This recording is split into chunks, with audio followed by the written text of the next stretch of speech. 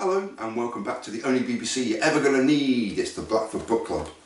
Part 11 of my self-published book in August of this year, The Spirit of Cricket. And on page 140 of your personalised copies, you'll find a personal story and a very long chapter, so I'm going to allow myself the latitude of bumbles and stumbles. But it's a chapter entitled Ash's Summer Musings Volume 7, Fish and Chips on the Riverbank. Wednesday the 5th of July 2023. It was an overcast if slightly warmer English summer's afternoon as I strolled alongside the River Severn, bubbling with more thoughts than simply the fish and chips I'll be treating myself with, as I shared a moment or two of reflection in the shadow of the world's oldest Ironbridge. The toytown of Ironbridge itself was humming to the sweet sound of the bells of St Luke's Church as always, but today the groups of tourists flocking to this World Heritage site mingled with a party of schoolchildren, pencils and pads of paper at the ready, as first they doodled their impressions of the river where an excited pack of hungry ducks had formed, as per usual, before they were sprawled out in an excited hum all of their own at the foot of the grand old lady. Ironbridge beguiles me. She has a space and time all of her own in a land that has thankfully left her alone in a different century and with an aura and atmosphere all uniquely her own. Jeremy, the genial owner of the old-fashioned sweet shop, was present and correct in his little corner of paradise and accompanied, today, by his granddaughter and always by his beautiful pug dog named Bear. Tall tales were told as usual, but for once I left centre stage to my favourite Welshman born in England and with far more roots in Ironbridge than I. A tale was told of a ferry crossing to a faraway island to collect a rare motorcycle that was highly prized by our friends in the Czech Republic for more reasons than I truly comprehended, let alone the inner workings of this rare, dual-engine beast from the age of the Cold War. I nodded along as though I knew one end of a motorcycle from another before I quickly crowbarred the invasion of Czechoslovakia in 1938 and the still incredible The World at War documentary narrated by Sir Laurence Olivier into the conversation, and before you could say Ural Mountains or the Sudetenland, I'd left with a quarter of lemon bonbons, a quarter of cough candy twist and some wine gums. There's a bench right beside the grand old lady giving you the most perfect view of a magnificent reminder to a grander age. I've long bestowed this simple black bench with the moniker of Stephen's Bench, and I'm allowed to, and so are you. Just be sure to have the same name Stephen if you are to follow my strict example. It's a little piece of heaven alright, especially when accompanied by the sweet chimes from St Luke's Church, as well as a perfect spot for some fish and chips, a chat with passing tourists, and naturally, quiet inner ruminations on the week ahead for English cricket. Okay, I had other thoughts on my mind too, otherwise you'd worry for me and think me an unhinged lunatic who constantly thinks only about test match cricket, and that, my friends, is the way to the madhouse, a route I don't particularly advise you taking. Some thoughts were about cricket, I admit, but of my mum and the smile-inducing memory that is explaining to her what and why a dead ball is in cricket. Thoughts of my lad who indulges me in my constant returns to the riverbank here, and why does the outside world simply not exist when you're here, in another time and space, safe within those bells from the church at the top of the hill? Why indeed? Sitting on my bench, I mused on the utopia of everywhere being like my spiritual home of Ironbridge, of excited schoolchildren casting envious glances to the ice cream shop, and tourists flocking to my friend's sweet shop or enjoying a pork pie with the sweetest of views. But thoughts returned, as they must, to matters of cricket and the monumental week ahead for the history of English cricket.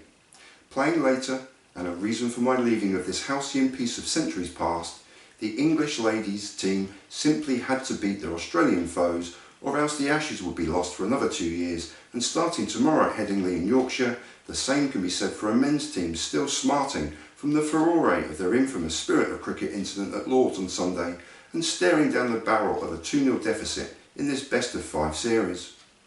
Aussie's skipper Pat Cummins gave a firm and smiling answer of yes as to whether he'd do the same again in similar circumstances, and so say all of us. No laws were broken, and whilst the tabloid Australian press had dubbed England crybabies for their overreaction, Captain Ben Stokes gave a taciturn move-on response when questioned in today's press conference. It's over, finished with, let's move on to tomorrow's match.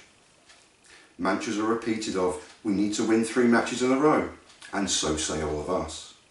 but winning 3 matches in a row against the Australian world champions is still too short of the 5 the ladies team need to win, and this evening's victory, albeit by just 3 runs, was as deserved as it was welcome.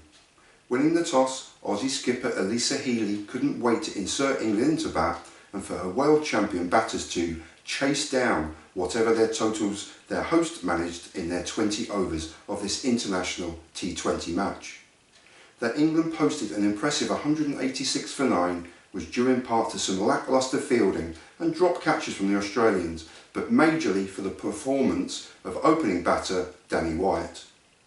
The 32-year-old from Stoke-on-Trent rode her luck a little as she watched from the other end as her team collapsed from an imposing 100 for 1 to 119 for 6 in a blur of wickets before upping the tempo after reaching her 50, crushing boundary force for fun before eventually becoming yet another wicket for Aussie Annabel Sutherland for 76 runs from just 46 balls received.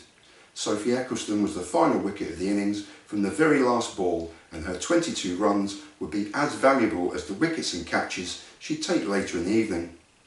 Sutherland was a star once more in the field for the Australians, snagging a brilliant diving catch, a rather more simple one, and 3 wickets for just 28 runs, but her team had collectively given up far too many runs to an England batting lineup collapsing on 119 for 6, and 187 for victory was ultimately just 3 too many. Chase 'em down was the battle cry from Elisa Healy, and alongside opening partner Beth Mooney they reached 59 for no wicket rather comfortably before Healy tried to reverse sweep the leg spin bowling of Sarah Glenn, the crashing of the ball into a middle stump, signalling a collapse of her batting order to 96 for 5, and England fully on top of the game, the match and the situation for arguably the first time in the entire series. Annabel Sutherland once more dragged her team back into the contest with 20, Georgia Wareham clubbed 2 huge boundary sixes on her way to a quick-fire 19, and whilst Elise Perry remained not out of the wicket, Australia had an outside chance of victory, even with 67 runs needed from just 30 balls, 31 needed from just 12 balls, and ultimately 20 from the final over bowled by England record breaker Sophie Eccleston. The 24-year-old from Chester rang up her 100th wicket in IT20 matches this evening with a sharp caught and bowled dismissal of the dangerous Ashley Gardner during the Aussie mini batting collapse, and although, and faintly ridiculously, Elise Perry finished the contest with 2 almighty boundary sixes that also realised her personal half-century from just 27 balls received. 27 balls? Her team still came up 3 runs short. So the England ladies remain in the hunt for the Ashes, although they still trail on the point system 6-2, with 4 matches to play starting on Saturday at Lord's, the home of cricket. Final thoughts now turn to tomorrow, the infamous Western Terrace of Headingley, and a men's Ashes series that is bubbling at boiling point. Nothing less than a victory for England will do, as a draw will see Australia retain the smallest trophy in all sport, and a victory will see them win it outright. 2 down with 3 to play.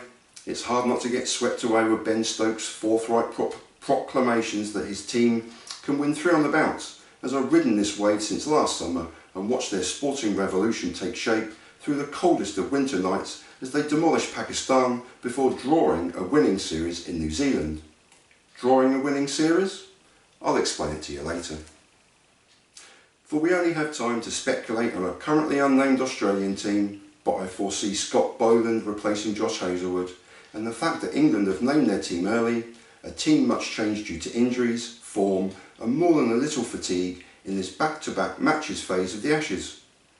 Only 4 days have elapsed since Sunday's demoralising, if ultimately expected, 43-run defeat, but Ollie Pope is ruled out for the rest of the series, with Harry Brook moving up the batting order to replace him at number 3, and fast bowlers Jimmy Anderson and Josh Tongue have rested, making way for Chris Wokes and Mark Wood. I am especially pleased to see the inclusion of the speedy Wood, as England have lacked the alternative of his out-and-out express pace, and the lovable Woody gives his heart and sporting soul whenever he bowls for England. Over him to grab a bag full of Australian wickets when he steams into bowl. I worry for the inclusion of Ollie Robinson. Poor old Ollie always looks exhausted, with a face as long as a cowboy's horse. I'd have replaced him with a still in the team Josh Tongue, but luckily for all concerned, I'm not a selector for the England cricket team. So to tomorrow, that incredibly tense first session of play and the state of the match come the tea break in hopefully the rays of sunshine of an early evening in Yorkshire, and with cricket fans rivalling me on the lunatic scale. I still think the men's series ends 3-2. Time will tell. It always does. And I almost did that without a stumble. And I ruined my own joke about poor old Ollie Robinson and his face as long as a cowboy's horse. I'm rather pleased with my own joke there. Anyway, I'm not going to ruin this take anymore by making this a small dedication to my friend Jeremy, and for the way he always treats my son like a king whenever we visit his little corner of the world in Ironbridge. Thanks, Jeremy. And I leave you with peace and in solidarity. And I do really sincerely thank you for watching.